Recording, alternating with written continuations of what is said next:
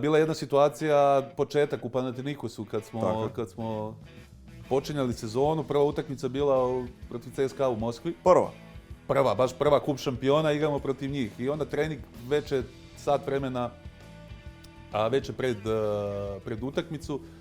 On je znao da igra 5 na 5 na pola koša, da zameni nekog. I onda je tako nešto došao, prolazio pred mene i udari me laktom, onako baš dobro. I sad nisam reagao, trener je. I poplavilo mi.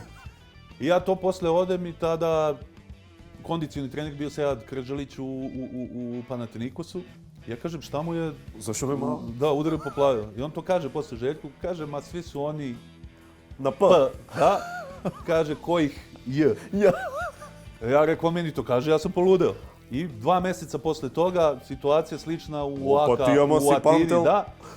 I on isto se tu, nije se skinuo, nego je ono krenuo 5 na 5 i on krene i ja direkt u njega, znači prošao sam kroz njega. Izbijem u vazduh i on se čučnuo je dole, pošto sam mu izbio vazduh, ne može da diše. Pa ono ti 2-13. Dimitris Itudis je tada, što je trener sad, mislim, CSKA, pomoćni trener mu bio, svi igrači gledaju šta će se desiti, jer su očekivali da će me isterati sa treninga i da me kazni šta već.